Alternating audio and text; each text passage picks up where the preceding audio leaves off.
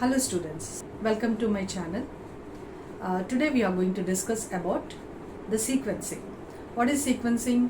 Sequencing is all about sequencing of the jobs on the missions, and this sequencing of jobs is related with the manufacturing units where the production department has to take care of how to assign the jobs on the particular missions, and whether the jobs are going to assign on single mission based upon getting the number of jobs, and based upon the nature of the industry also, how they have to assign. The jobs have to assign on a single mission or two missions or three missions or n number of missions, and this kind of arranging of jobs on the mission is given by a Jhonson, and this kind of a rule followed for arranging the sequencing of jobs of missions is called Jhonson's rule. Sequencing of jobs given by Jhonson, it's called as Jhonson's rule. Okay, n jobs on single mission and n jobs on m missions means that jobs can be assigned on a single mission, two missions, three missions, and n number of missions. So let's have a look with a simple problem.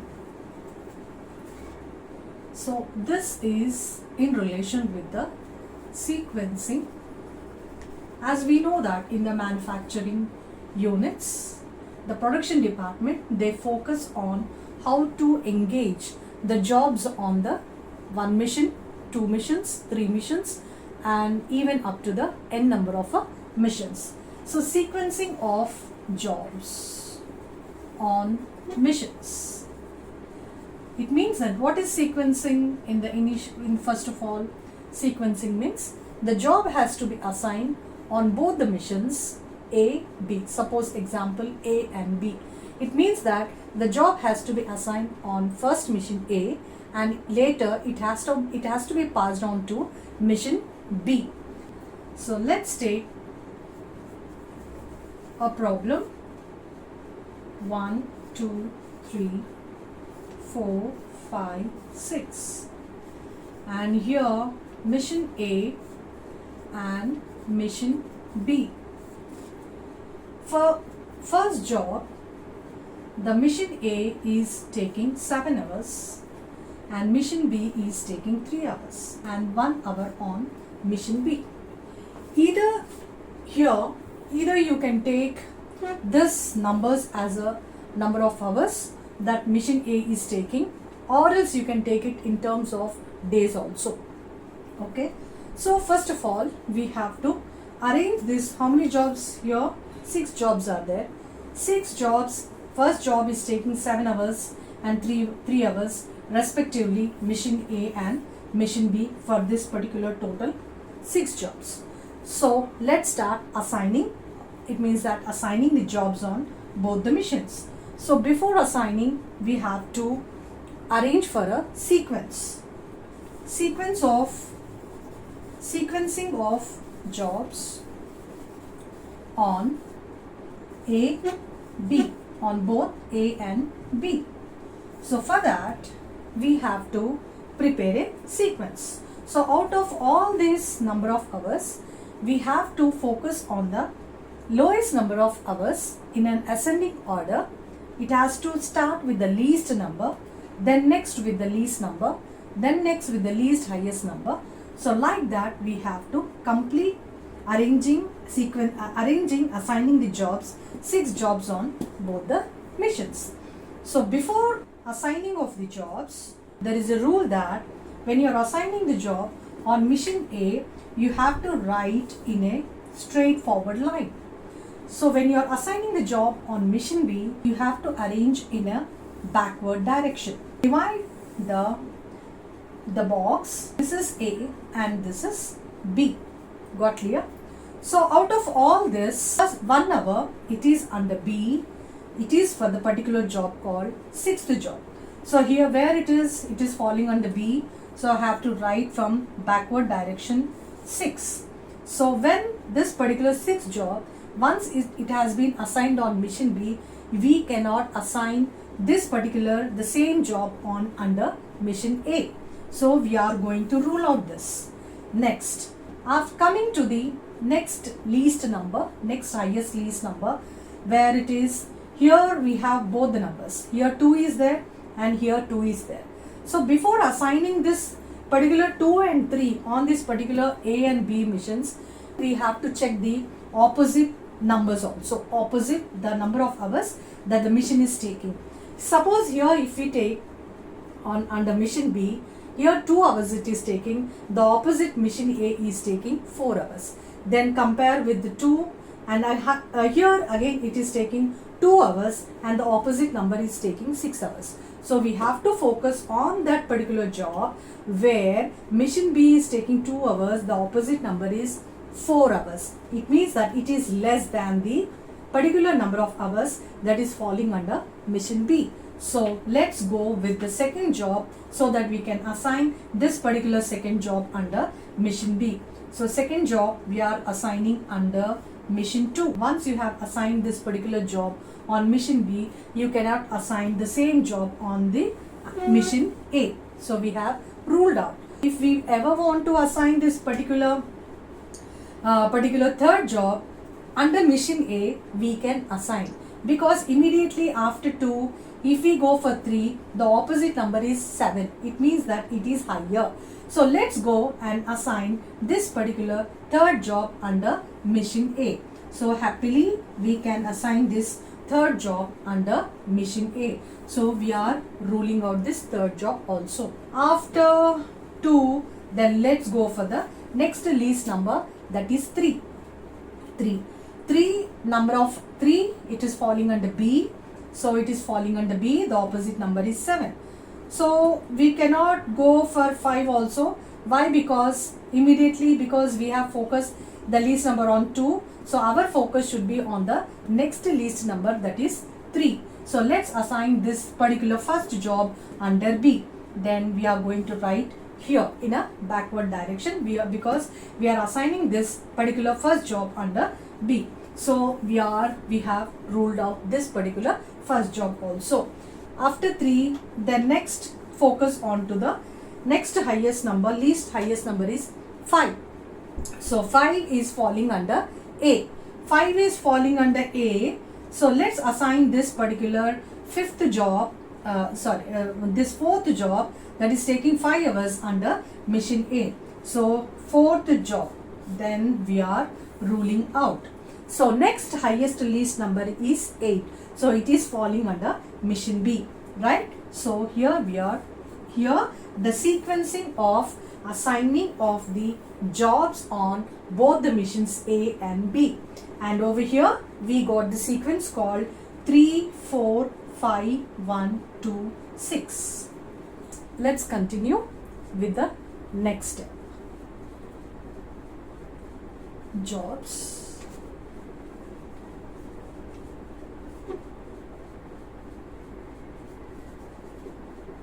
Mission A in time, out time. Okay, so what is the sequence we got? We got the sequence 3, 4, 5, 1, 2, 6. What is the in time of the mission A? As per the third job, the number is 2. As per the fourth job, the number of hours is 5. As per the sixth job, the number of hours is 8. Okay. Now, what is the out time? When we have assigned this particular 6 jobs based on the original in time of mission A, we have to find out how much time, what is the out time for mission A. Now this sequence will become, even though the numbers are third job, 4, 5, 1, second and sixth job, when we have arranged in a sequence, these jobs will become as a first job, second, third, fourth, fifth and sixth. Okay. Now when assigning the first job on particular mission A, there is no particular delay time. So the delay time is 0 delay. So 0 delay hours plus 2 hours it is taking is equal to 2 hours.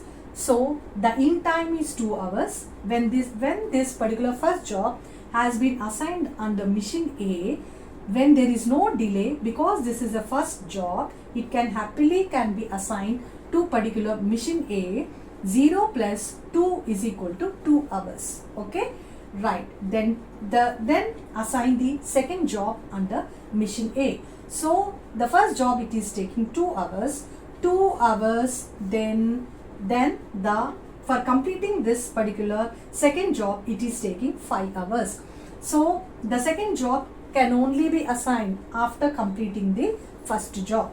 So then 2 hours add 5 hours. Now 7 hours will become the out time of mission A. Then assign the last job. 27 plus 8 hours is equal to 35 hours. It means that mission A is taking total 35 hours for completion of these particular 6 jobs. Let's find out the delay time. What is the delay time? For assigning the first job, there is no delay. When there is no delay, we have to assume that it means that when there is no delay, it means that 0 hours. Then there is no delay. Compare with the first job completion out time with the next in time of the second job. 2 minus 2, it is 0. Then compare with the out time of second job with the in time of the third job. 7 minus 7, 0. Then the same way third job out time with the fourth job in time. 16 minus 16, 0. So the subtraction should be in such a way. Okay, the out time of the third job minus in time of the fourth job. Fourth job out time minus fifth job in time. Then fifth job out time minus sixth job in time. Okay, 23 minus 23, 0. Then 27 minus 27, 0. So absolutely the 0 hours it is taking. Got clear? This is because we have calculated for mission A.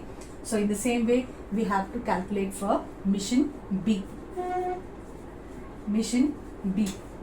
Okay, mission B in time minus out time. In time minus out time. Our rule is that we have to assign this first job. After completing the job on mission A, it has to be assigned on mission B also. It means that one single job has to be processed and completed on both the missions. First it has to get processed on mission A, then it has to passed on to the mission B. Okay, so the first job has to be passed on to mission B. Let's think that before passing on this first job on to mission B, mission A is taking 2 hours. Okay, now let's write the original in time hours of the mission B. Now we got the in time. Okay, now so we have to pass on this particular job onto the mission B also, because it has already completed the job on mission A. It has to pass on to mission B. It means that of the first job on mission B or on mission A, it is taking 2 hours. It means that mission B has to wait 2 hours to take up the first job. It means that 2 hours, take this 2 hours, 2 plus in time is equal to 8 hours. Got clear? So for completion of the first job on mission B, it is taking total out time is 8 hours.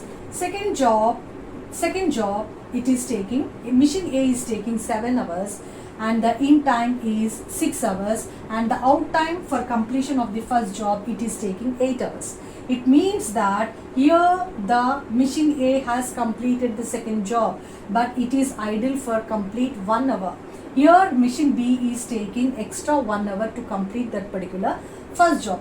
To assign this particular second job on machine B, here the machine A is idle for 1 complete hour. So after completion of the 8 hours, then only the second job can be assigned on to the machine B.